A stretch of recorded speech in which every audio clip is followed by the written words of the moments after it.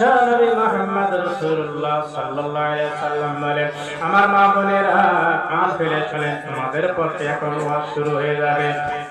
ও আমার মা বোনেরা খুব খেয়াল করে শুনেন, আল্লাহর নবী বিশ্ব নবী মুহাম্মদ রাসূলুল্লাহ সাল্লাল্লাহু আলাইহি ওয়াসাল্লাম বলেন, তোমরা যখন শরীরের পোশাক বানাইবে, জামা বানাবে, জামা যখন বানাইবে, তোমার জামার হাতের ঝুল হতে হবে হাতের কবজি পর্যন্ত। বলুন সুবহানাল্লাহ। 2 নম্বর নবীজি বলেছেন, তোমার গায়ের জামার ঝুল হতে হবে নাভির নিচ পর্যন্ত।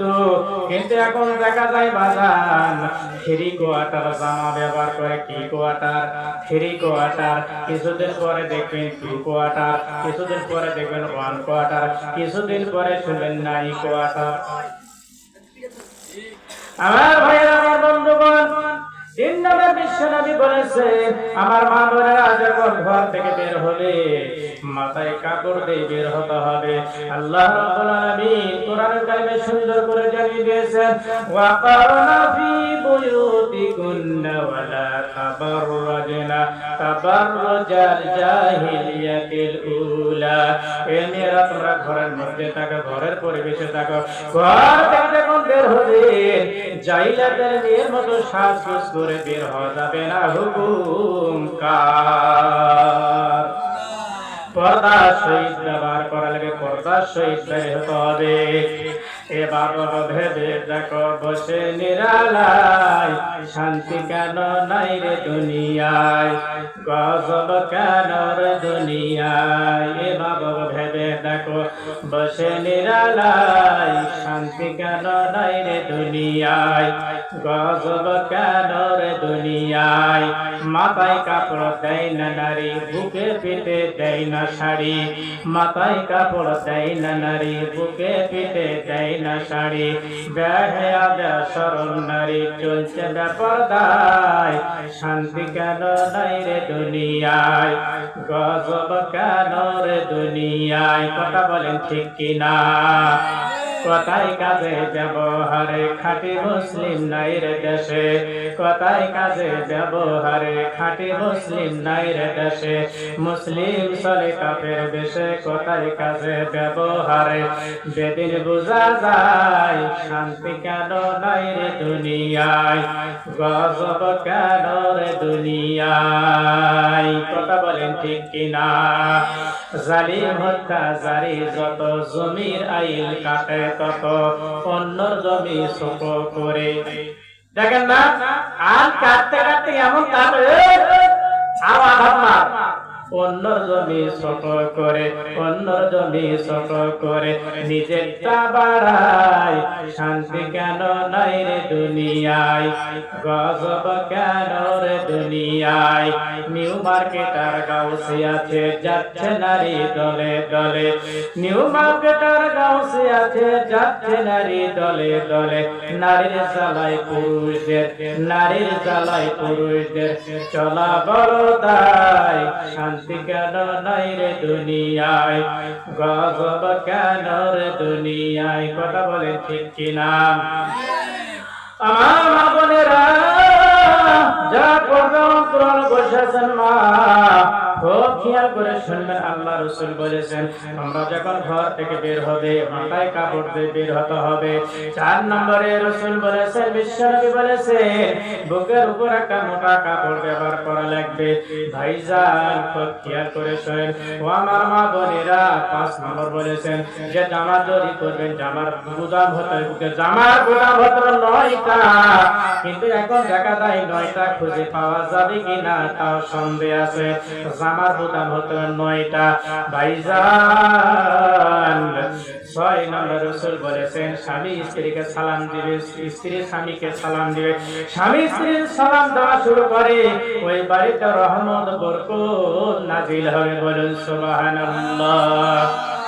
7 নম্বরে বাজান, 8 নম্বরে নারীরা প্রত্যেকটা নারী 2টা ছুরি ব্যবহার করবে, 2টার বেশি ছুরি ব্যবহার করা যাবে না। যত কোটি ঘরে মেয়ে হয় না করো, যত কোটি কোটির মালিকের বেটি হোক না কেন, দুইটা চুরির উপর বেশি চুরি ব্যবহার করা যাবে না। ভাইজান, আল্লাহর নবীর মেয়ে মা ফাতেমা রাদিয়াল্লাহু তাআলা আনহা, ও মা বোনেরা, গভীর মনোযোগে কথাগুলো শুনবেন। 9 বছর বয়স মা ফাতেমা রাদিয়াল্লাহু তাআলা আনহা, তিনি ঘরের মধ্যে চুরি দিয়ে সাইজে গুজে বসে আছেন। মা কেমন সময় আল্লাহ নবী ঘরের মধ্যে প্রবেশ করলেন, মাত্র 9 বছর বয়স মা। এবার আল্লাহ নবী মেয়ে মুসকি মুসকি হাসতে রাসূল আস্তে আস্তে করে ঘর থেকে বের হলেন। মনটা বড় খারাপ করে ঘর থেকে বের হলেন। বারান্দায় যখন আসলেন, মা ফাতেমা রাদিয়াল্লাহু তাআলা বলে, আমার আব্বা যখন আমার কাছে আসে আমার সঙ্গে কথা না বললে কিন্তু যায় না। বাবার মুখটা ভারী দেখলাম, বাবার মুখটা ভারী দেখলাম, কি হয়েছে আমি একটু বাইরে যাই। বাইরে এসে দেখার পরে আল্লাহর নবীর মুখটা ভারী। মা ফাতেমা বলে, আব্বা যান, আপনি কথা না বলে ঘর থেকে কেন বের হলেন জানতে চাই। নবী বললেন, ফাতেমা রে, দুনিয়াতে কেউ যদি সাজে না, আল্লাহ তাআলা তার শ্বাস কমায় দিবে।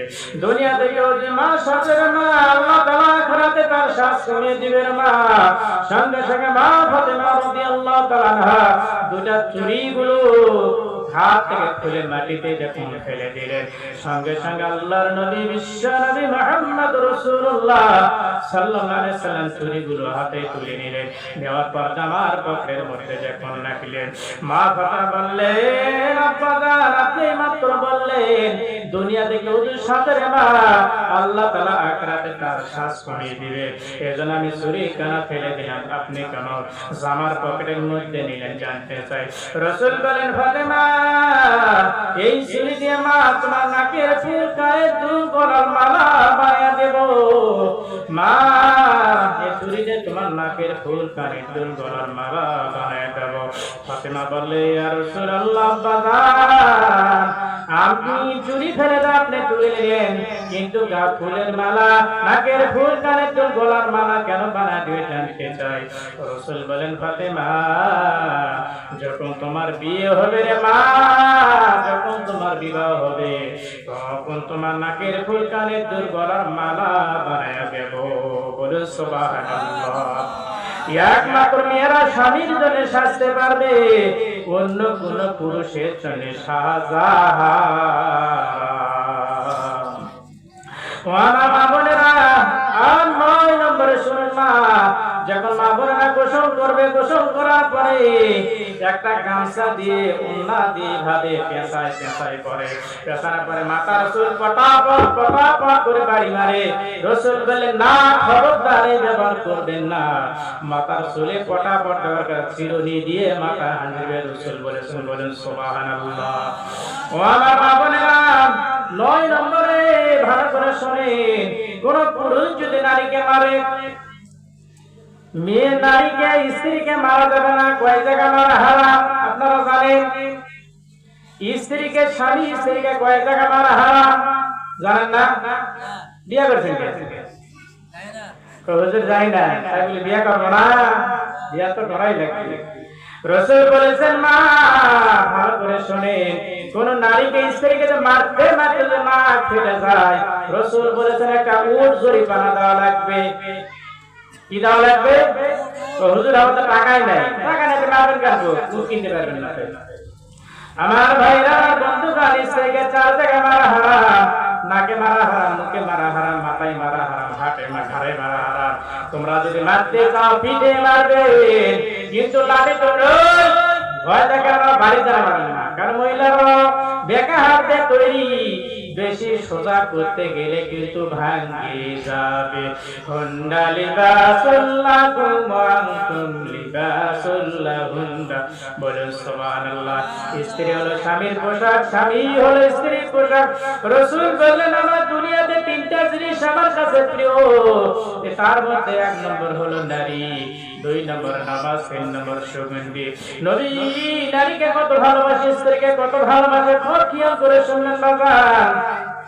আল্লাহর নবীর কাছে হযরত আম্মা আয়েশা রাদিয়াল্লাহু তাআলা আনহা 9 জন স্ত্রী একসঙ্গে নবীর কাছে আইছে।